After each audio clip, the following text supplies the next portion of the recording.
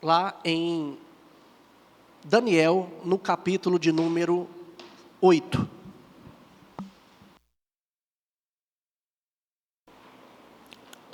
Daniel, capítulo 8.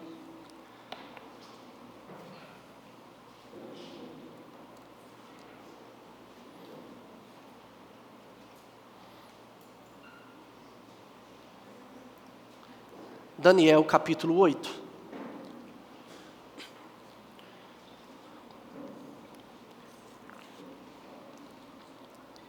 Nós estamos chegando já na parte final do livro de Daniel, onde agora, desde o capítulo 7, Daniel começa a falar de visões que ele tem a respeito do futuro. E eu já disse para vocês que toda mensagem que é escrita numa linguagem apocalíptica, que fala do futuro, ela não tem o propósito de mostrar para nós ou matar a nossa curiosidade no século 21, século que nós estamos. Mas o propósito geral de uma linguagem apocalíptica como essa é sempre mostrar para nós que Deus está no controle e que nós podemos ficar tranquilos. Muitas coisas podem acontecer, mas nada foge do controle de Deus. Eu sempre digo que o Senhor Jesus, quando Ele nos chama, Ele não nos chama para uma caminhada tranquila. No mundo nós temos aflições, mas Ele nos chama para uma caminhada que tem uma chegada segura. Nós vamos chegar lá. No final tudo vai dar certo. Portanto, na nossa caminhada nós podemos enfrentar muitas dificuldades. E aqui Daniel vai mostrar para o povo que eles enfrentariam dificuldades, mas que Deus estava no controle, que isso não duraria para sempre. E assim é para nós hoje também. Então vamos ler o texto. E hoje eu vou fazer uma leitura de maneira um pouco diferente. Eu vou ler uns versículos primeiros, depois vou mandar vocês ir lá para os últimos, porque os últimos versículos respondem os primeiros. Então, primeiro, do 1 ao 4. No ano terceiro do reinado do rei Belsazar, então, 3 anos depois. A primeira visão de Daniel capítulo 7, foi no primeiro ano do rei Belsazar. Agora Daniel já estava no 3º ano do rei Belsazar. Eu, Daniel, tive uma visão depois daquela que eu tivera a princípio. Quando a visão me veio, pareceu-me estar eu na cidade de Suzã, que é província de Elão, e vi que estava junto ao rio Ulai. Então levantei os olhos e vi, e eis que diante do rio estava um carneiro, o qual tinha 2 chifres, e 2 chifres eram altos, mas um mais alto do que o outro, e o mais alto subiu por último.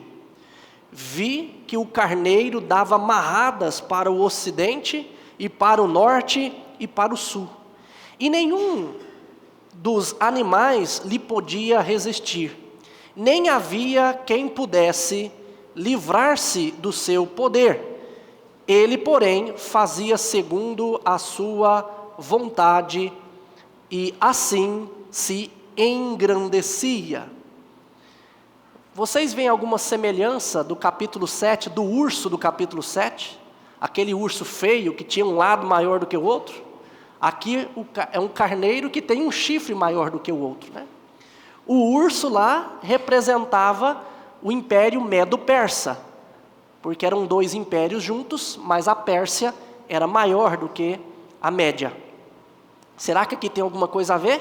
Vai lá para o versículo 15 agora. Versículo 15 ao 20.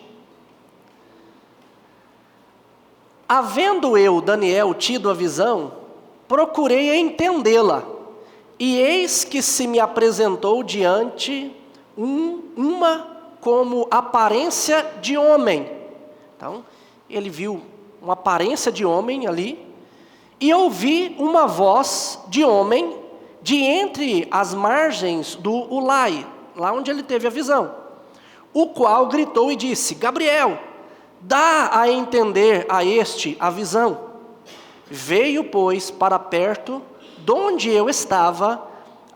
Ao chegar ele, fiquei amedrontado e prostrei-me com o rosto em terra, mas ele me disse: entende, filho do homem, pois esta visão se refere ao tempo do fim. Falava ele comigo quando caí sem sentido, rosto em terra. Ele, porém, me tocou e me pôs em pé no lugar onde eu me achava, e disse: eis que te farei saber o que há de acontecer no último tempo da ira, porque esta visão se refere ao tempo determinado do fim. Aquele carneiro com 2 chifres que viste são os reis da Média e da Pérsia. Então, no primeiro momento, Deus está mostrando para Daniel o que vai acontecer logo após o reinado de Belsazar. Ele estava no 3º ano do reinado de Belsazar. O próximo reinado seria o Império Medo-Persa, que se ensoberbeceria e começaria a governar, indo para o norte, indo para o sul, para todos os cantos. Haveria sofrimento para o povo de Deus? Haveria. Volta lá no versículo de número 5 agora. Versículos 5 a 8. Estando eu observando, eis que um bode vinha do ocidente sobre toda a terra, mas sem tocar no chão. Olha que negócio esquisito. O bode estava vindo, mas não tocava no chão. Como eu já disse para vocês, fiquem tranquilos, vocês nunca vão ver esses animais. Isso significa alguma coisa, né? Então você nunca vai, no final não vai ter um bode vindo, voando não. Você não vai ver um bode voando. Pode ficar sossegado. Então, esse bode vinha e sem tocar no chão. Esse bode tinha um chifre notável entre os olhos. Dirigiu-se ao carneiro que tinha os 2 chifres, o qual eu tinha visto diante do rio, e correu contra ele com todo o seu furioso poder. Vi-o chegar perto do carneiro, e enfurecido contra ele, o feriu e lhe quebrou os 2 chifres, pois não havia força no carneiro para lhe resistir. E o bode o lançou por terra e o pisou aos pés, e não houve quem pudesse livrar o carneiro do poder dele. O bode se engrandeceu sobremaneira, e na sua força quebrou-se-lhe o grande chifre, e em seu lugar saíram 4 chifres notáveis para os 4 ventos do céu. Opa! Um bode com um chifre, quebrou-se o chifre e saiu outros 4. Lembra da visão anterior? Que tinha um animal com 4 cabeças, um tigre de asas com 4 cabeças. Um tigre, não, um leopardo, né? Com 4 cabeças. Lá significava o Império Grego. Será que aqui é a mesma coisa? Vamos ver? Vai lá no versículo 21 e 22. Mas o bode peludo é o rei da Grécia. O chifre grande entre os olhos é o primeiro rei. O ter sido quebrado, levantando-se 4 em lugar deste, significa que 4 reinos se levantarão deste povo, mas não com força igual a que ele tinha. Então nós vemos aqui o Império Grego novamente, né? Nós vemos o Império Grego com Alexandre o Grande, dominando toda a terra, e depois da morte de Alexandre, o reino é dividido em 4. Então Deus já tinha dado a saber a Daniel que os próximos reinados seriam reinados maus, ruins. Agora, voltemos no versículo 9 ao versículo 14. De um dos chifres saiu um chifre pequeno e se tornou muito forte para o sul, para o oriente e para a terra gloriosa. Cresceu até atingir o exército dos céus. Alguns do exército e das estrelas, o exército das estrelas lançou-os por terra e os pisou. Sim, engrandeceu-se até ao príncipe do exército. Dele tirou o sacrifício diário e o lugar do seu santuário foi deitado abaixo. O exército lhe foi entregue com o sacrifício diário por causa das transgressões, e deitou por terra a verdade, e o que fez prosperou. Depois ouvi um santo que falava, e disse outro santo àquele que falava: até quando durará a visão do sacrifício diário e da transgressão assoladora, visão na qual é entregue o santuário e o exército, a fim de serem pisados? Nós vemos aqui então um chifre poderoso, que fez guerra contra os santos, contra o príncipe do exército e até as estrelas do céu, e as derribou. E ele diz também que dele tirou o sacrifício diário, ou seja, do príncipe do exército, tirou o sacrifício diário e o lugar do seu santuário foi deitado abaixo. Nós vamos entender o que isso significa também. Vamos ver lá no versículo 23 agora, até o final. Mas no fim do seu reinado, quando os prevaricadores acabarem, levantar-se-á um rei de feroz catadura e especialista em intrigas. Ele está dizendo aqui do chifre, o que vai se levantar depois de Alexandre o Grande, depois dos 4 reinos, né, dos 4 reis da Grécia. Grande é o seu poder, mas não por sua própria força. Causará estupendas destruições, prosperará e fará o que lhe aprouver, destruirá os poderosos e o povo santo. Por sua astúcia nos seus empreendimentos, fará prosperar o engano. No seu coração se engrandecerá e destruirá a muitos que vivem despreocupadamente. Levantar-se-á contra o príncipe dos príncipes, mas será quebrado sem esforço de mãos humanas. A visão da tarde e da manhã que foi dita é verdadeira. Mas tu, porém, preserva a visão, porque se refere a dias ainda distantes. Eu, Daniel, enfraqueci e estive enfermo alguns dias. Então levantei e tratei dos negócios do rei. Espantava-me com a visão e não havia quem a entendesse. Não havia quem a entendesse. Um versículo que eu esqueci de ler, o versículo 14. Ele me disse: até 2.300 tarde e manhã, e o santuário será purificado. E o santuário será purificado. Beleza, pastor? O que esse texto quer dizer e o que esse texto tem a ver conosco? Bom, meus irmãos, nós vimos que iria se levantar 3 reinos então.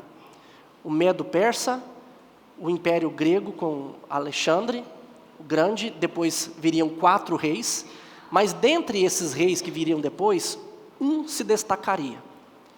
É pacífico entre os estudiosos, teólogos, que esse chifre que se levanta é Antíoco IV. Antíoco IV, ele empreendeu jornadas contra Israel e devastou Israel, profanou o templo de Israel, onde eles cultuavam, o lugar da presença de Deus, de tal forma que Israel ficou impedido de fazer sacrifícios. Por isso que ele coloca aqui, olha só o versículo 11: engrandeceu-se até o príncipe do exército, dele tirou o sacrifício diário, e o lugar do seu santuário foi deitado abaixo. Ou seja, tirou-se o sacrifício diário. Esse príncipe do exército é o próprio Deus. É o Deus dos céus, o Deus Senhor dos senhores, o Deus dos exércitos, o Deus de Jacó. Assim é chamado Deus. Portanto, foi-lhe tirado o sacrifício diário. O povo não podia sacrificar. E isso aconteceu no período de Antíoco IV. É um rei que se levantou. Dos 4 reinos que foi dividido a Grécia, foi dado a um general chamado Seleuco, que era chamado o reino Seleucida. Antíoco IV se levanta desse reino, e então ele faz isso contra Israel. Ou seja, eles ficaram um tempo ali, durante um período, impedidos até mesmo de cultuar ao Senhor. E foi um período de sofrimento. No texto nós vemos, lá mais para o final, que olha só, ele diz que levantar-se-á um rei, versículo 23, né, de feroz catadura e especialista em intrigas. Grande é o seu poder, mas calma, que não é pela sua própria força, é Deus que está concedendo. Ainda está no controle de Deus. Causará estupendas destruições, prosperará e fará o que lhe aprouver, destruirá os poderosos e o povo santo, por sua astúcia e seus empreendimentos fará prosperar o engano. Olha só, e isso tudo aconteceu nesse período. É interessante que quando nós olhamos para o que Antíoco fez, Antíoco IV, nós vemos que uma das coisas que ele fez foi lançar engano. Tem um texto de um livro, que não é um livro da Escritura, mas é um livro histórico, 1 Macabeus, capítulo 1, versículo 29 e 32, registra o seguinte: seu coletor de tributos, o coletor de tributos de Antíoco, veio a Jerusalém com um grande exército, dirigindo-se aos habitantes com palavras enganosas de paz, ganhou-lhes a confiança e de repente caiu sobre a cidade, golpeou-a duramente e chacinou a muitos de Israel. Saqueada a cidade, entregou-a às chamas e destruiu-lhe as casas e as muralhas. Levaram prisioneiras as mulheres e as crianças e apoderaram-se do gado. Olha só o que Antíoco Epifânio fez com Israel. Olha só o que aconteceu. Pastor, beleza. O que isso tem a ver conosco? Meus irmãos, desses textos que nós temos lido, Deus tem sempre mostrado que o seu povo vai passar por sofrimentos, que o seu povo vai encontrar dificuldade, mas mesmo assim é por um tempo limitado. E o Deus ainda está no controle, e Ele vai cuidar do seu povo mesmo em meio às dificuldades. Ele sempre mostrou isso. O propósito aqui de Daniel ter registrado esses acontecidos, ter registrado essas visões, era exatamente prevenir o povo de Israel, que viveria depois dele, preveni-lo sobre um período de severa perseguição, que aconteceria depois. Mas assegurar-lhes que Deus, soberano, vai limitar esses dias de perseguição. Portanto, a gente tem que procurar sempre descansar no Senhor. Não importa o que a gente venha passar. Vocês já pararam para pensar o quanto nós preocupamos com o futuro dos nossos filhos? A gente acha assim, meu Deus, o nosso tempo ainda está tranquilo, mas em que mundo os meus filhos vão viver? Em que mundo os nossos netos irão viver?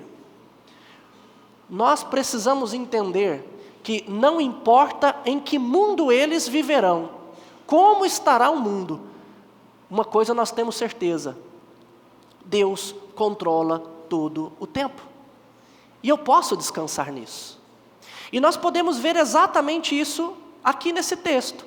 No versículo 14 depois de um santo perguntar a outro santo, até quando vai durar isso? Olha só o que ele responde no versículo 14.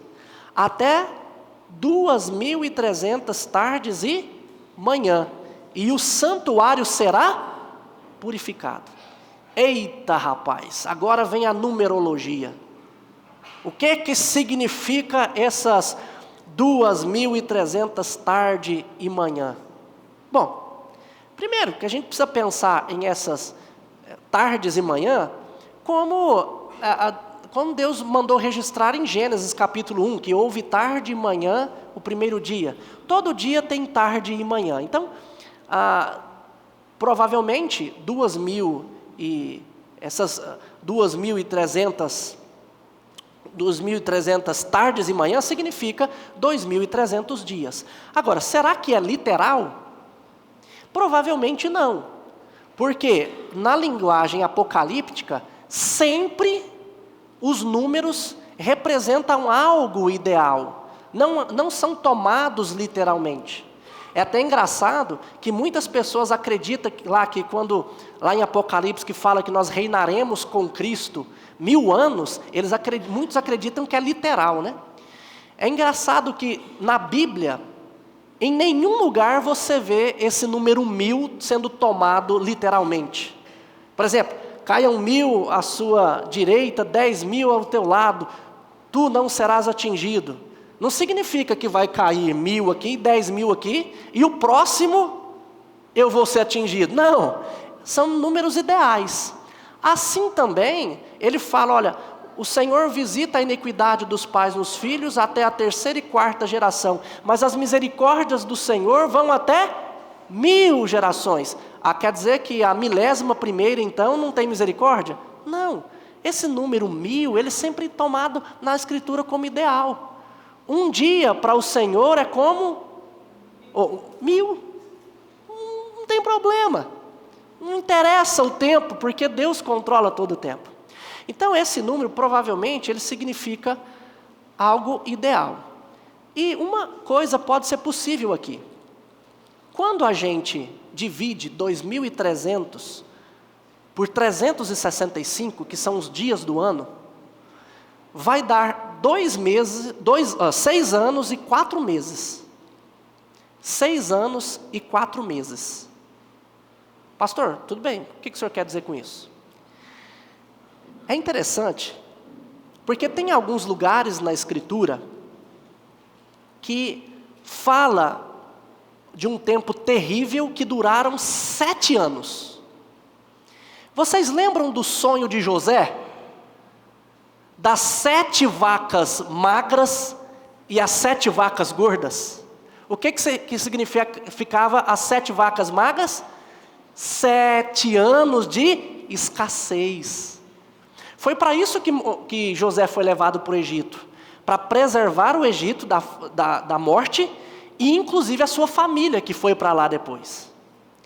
Em Juízes, capítulo 6, versículo 1, ali fala que Deus entregou o seu povo em 7 anos de opressão aos midianitas. 7 anos. E em 2 Reis, capítulo 8, versículo 1, fala de 7 anos terríveis de fome em Israel. Onde o senhor quer chegar com isso, pastor? 2.300 tardes e manhãs. 2.300 dias. Não chega a 7 anos. São 6 anos e 4 meses. O Senhor vai abreviar aqueles dias e não vai deixar que Israel sofra como já havia sofrido em outros momentos. O povo de Deus vai sofrer, mas não durante um período completo. O Senhor vai abreviar esses dias. Você se lembra no Novo Testamento, onde é que nós vemos isso? Jesus em Mateus 24 dizendo que isso aconteceria também nos últimos dias. Talvez dos nossos filhos, talvez dos nossos netos, eu não sei, ou dos nossos bisnetos. Mas ali o Senhor Jesus diz que nos últimos dias, assim como aconteceu lá, Ele também abreviaria esses dias. Ele não permitiria que nós enfrentássemos, não vai permitir que a gente enfrente um sofrimento completo de 7 anos, mas Ele vai abreviar esse período. Mateus capítulo 24, versículo 15 a 16, o versículo 29 e o versículo 30 fala sobre isso. E é interessante que ao longo de toda a história do povo de Deus, sempre teve alguém que massacrou o povo de Deus, sempre teve alguém que perseguiu, sempre teve alguém que privou o povo de Deus de muitas coisas, e isso vai acontecer até o último dia, quando for levantado o anticristo, que nós vemos na Escritura. Mas ainda assim, o tempo vai ser abreviado, O anticristo final, ele vai perseguir o povo de Deus incansavelmente, mas Deus vai julgá-lo e destruí-lo, assim como Deus fez com Antíoco Epifânio, Antíoco IV, Antíoco IV, Epifânio é outro, até o que Deus fez, assim como Deus fez com ele, Deus vai fazer também com o anticristo, né? O anticristo, Paulo descreve como o homem da iniquidade, também o filho da perdição, o qual se opõe e se levanta contra tudo e contra todos, e que se chama Deus, e é objeto de culto, a ponto de assentar-se no santuário de Deus, ostentando-se como fosse o próprio Deus. O mistério da iniquidade, Paulo diz, já opera e aguarda somente que seja manifestado aquele que agora o detém. Ou seja, esse império já está nos nossos dias, mas vai ser levantado ainda um outro. Então será de fato revelado o que ele chama de o iníquo, a quem o Senhor matará com o sopro de sua boca e o destruirá pela manifestação da sua vinda. Eu li 2 Tessalonicenses capítulo 2, do versículo 3 ao versículo 8. Gente, observe, o que aconteceu lá não é nada de novo, mas o que eu quero dizer para vocês o que Deus tem para nós, é assim o que Deus tinha também para aquele povo naquele dia. Fiquem tranquilos, não tenham medo de dias difíceis, o sofrimento não dura para sempre. O sofrimento não vai destruir o povo de Deus eternamente. O sofrimento não permanecerá para todo o sempre. Talvez você esteja enfrentando não dias como esse, mas dias difíceis de sofrimento. Talvez você tenha enfrentado os dias de angústia, a dor não passa. Talvez por conta de alguém que te fez um mal no passado. Talvez porque as coisas não estão dando certo para você agora. Talvez porque você não enxerga nenhuma saída, nenhuma solução. Quantas vezes a gente está desse jeito? Mas se nós somos o povo de Deus, nós temos que entender que a vida toda Deus cuidou do seu povo. E Ele nunca permitiu que o seu povo sofresse mais do que Ele permitia, mais ou fugisse do controle dEle. Portanto, Deus tem o controle da sua situação, da situação em que você encontra, seja ela qual for. Se você tem sofrido por conta de pessoas que te machucaram no passado, você é capaz de perdoar. Você é capaz de deixar no esquecimento, você é capaz, sabe por quê? Não pela sua própria força, mas porque Deus te capacita para isso. Deus pode te ajudar nesse ponto. Talvez você esteja enfrentando sofrimento por causa da sua vida mesmo, que tem sido uma vida de sofrimento, e você não tem encontrado saída. Mas Deus, Ele te fortalece, Ele te capacita. Deus, Ele te ajuda a mudar no seu coração aquilo que de repente você deseja com muito anseio, que não seja Deus, e por isso você tem sofrido, porque você não tem tido.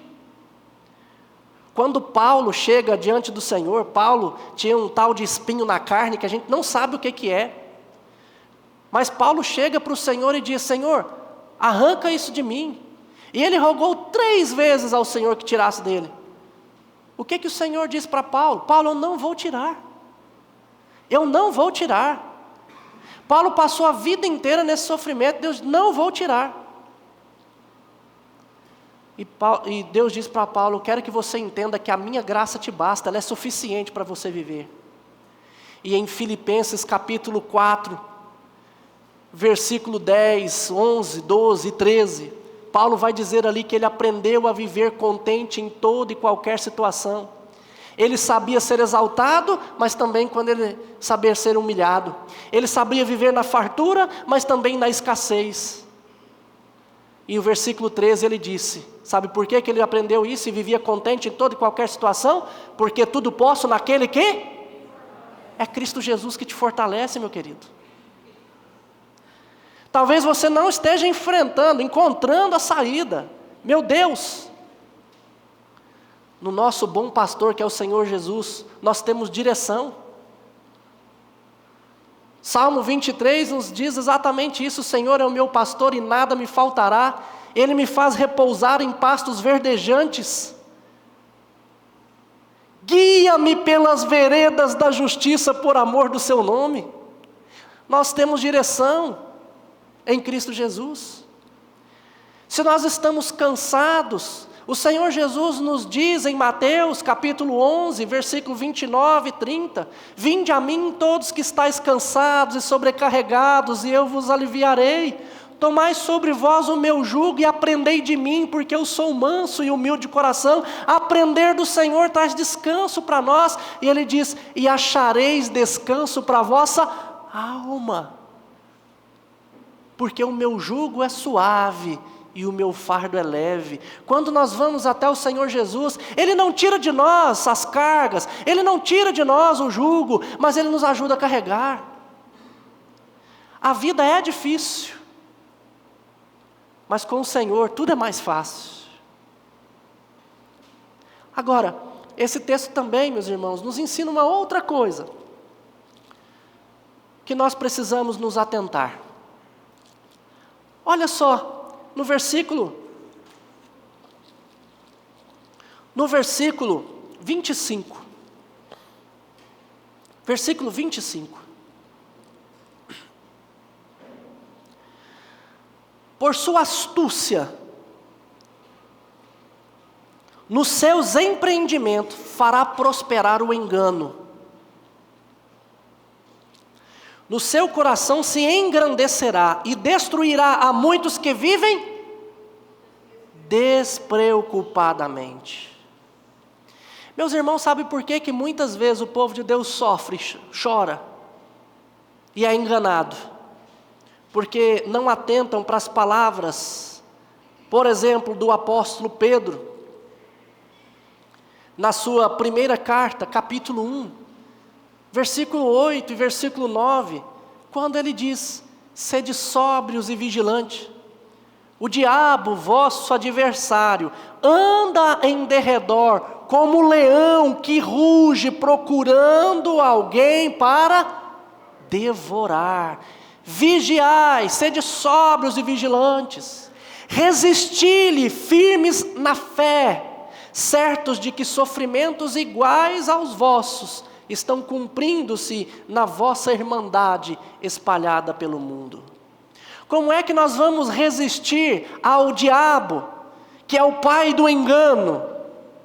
Estando firmes na fé, vigiando, sendo sóbrios.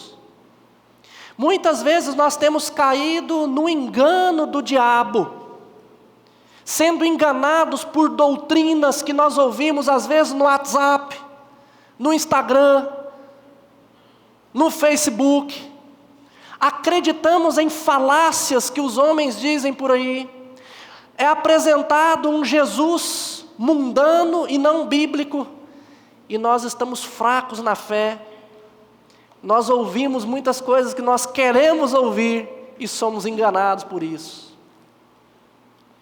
Há quem diga que pessoas soberbas, pessoas orgulhosas, principalmente, ou desejosas de alguma coisa, que são cegas por um desejo, são as mais fáceis de enganar. Porque se você bate nas costas e tece um elogio, você está bonito hoje, já se enche tudo e acredita. Pode ser o cara mais feio, ele vai acreditar nisso. A gente tem que ser sóbrio e vigilante. Lembra do texto que eu li para vocês, de 1 Macabeus, que fala que o coletor de tributos entrou em Jerusalém com um grande exército. É o coletor de tributos, pode vir, pode entrar. Enganou a todos, destruiu a cidade, acabou com tudo.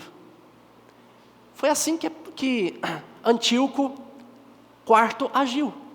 É assim que o inimigo age sorrateiramente, quando entra pelas nossas casas, por meio da tecnologia que traz para nós falácias. Quando entra na nossa vida, por meio de muitas coisas que nós fazemos, porque estamos fracos na fé. Meu irmão, nós precisamos nos alimentar todos os dias. O Senhor Jesus também nos preveniu, em Mateus 24, 23 e 24, que Ele diz: então, se alguém vos disser, eis o Cristo, ou ei-lo ali, não acrediteis, porque surgirão falsos cristos e falsos profetas, operando grandes sinais e prodígios, para enganar, se possível, os eleitos. Nós já temos arcanjos, anjos, serafins, profetas, sacerdotes, temos até um Cristo, que diz aí um tal de Henri Cristo, você já viu isso? E tem muita gente às vezes caindo no engodo, na enganação do inimigo. O versículo 25 do nosso texto diz que levantar-se-á contra o príncipe dos príncipes, mas será quebrado sem esforço de mãos humanas. Preste atenção, há um tempo limitado. No final desse tempo, o nosso Senhor Jesus vai vencer os nossos inimigos, vai destruir os nossos inimigos. Sem esforço humano, sem nosso esforço, ele será destruído. Mas não se engane, não se engane.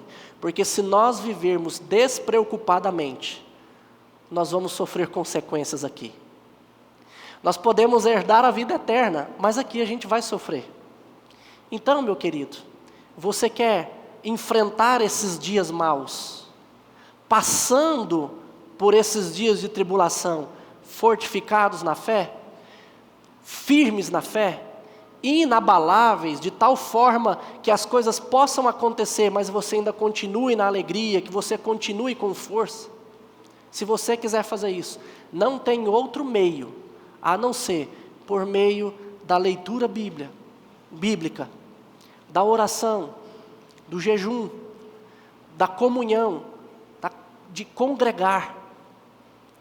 Como é bom ver a igreja cheia, olhar daqui e ver vocês sentados aí ouvindo a palavra de Deus. E como é triste muitas vezes não ver todos vocês participando semanalmente,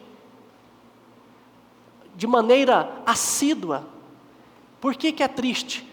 Porque muitas vezes nós vivemos despreocupadamente na nossa casa, no nosso trabalho ou em qualquer outro lugar. E nós acabamos esquecendo de que nós precisamos vigiar. E aqui é um lugar disso. Aqui é um lugar de ouvir a palavra de Deus. Aqui é um lugar onde nós podemos refletir sobre isso. E aí sim viver vigilante. Tem muitos casamentos sendo destruídos. Muitas pessoas sofrendo. Muitos pais com filhos tendo problemas. Por quê? Por conta do engano que entra sorrateiramente nas nossas casas. Você quer vencer tudo isso, meu querido? Organize sua vida, faça a leitura bíblica diária, ore diariamente, jejue na sua casa, tire um tempo para isso, eu já falei sobre isso outras vezes. Você vai ficar um sábado ou um domingo em casa? Esse é o dia de você jejuar. Se aplique na leitura, ouça cânticos, cante ao Senhor, chame o seu cônjuge, chame os seus filhos para fazerem isso, passe o tempo inteiro fazendo isso. Quando alguém te chamar para comer, você fala, não posso comer agora, porque eu estou me alimentando do Senhor. Isso é jejum. Eu estou me alimentando do Senhor e eu não vou parar. Fortifique-se, congregue, participe, esteja nos cultos, esteja na escola bíblica, esteja aprendendo do Senhor, porque com certeza você pode então vencer esse tempo. E com certeza o Senhor há de abençoar a cada um de nós. Vamos nos colocar de pé.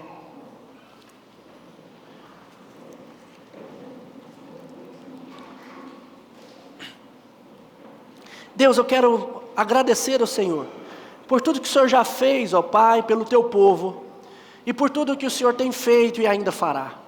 Obrigado porque o Senhor, cuidadosamente, deixou para nós registrados textos que mostram que o futuro não é um problema para o Senhor, porque o Senhor tem todo o tempo em suas mãos. Por isso, ó Deus, nos ajude a descansar no Senhor e a confiar de que o Senhor tem tudo o que nós necessitamos, e a não vivermos de maneira despreocupada, mas que a gente possa olhar para o Senhor e o tempo todo aprender do Senhor, e o tempo todo buscar esse entendimento do Senhor, para que a gente possa vigiar e impedir que o inimigo venha nos atrapalhar. Nos ajude, ó Deus, na nossa caminhada, porque sabemos que nós não temos dias fáceis e jamais enfrentaremos dias tranquilos, mas nós sabemos que nós podemos vencer tudo, porque em Cristo Jesus nós tudo podemos. E agora, irmãos, que a graça do nosso Senhor e Salvador Jesus Cristo, Filho, que o amor de Deus o Pai e que a eterna comunhão do Espírito Santo repouse sobre vós, hoje e para todo sempre. Amém. Amém. A igreja pode se assentar.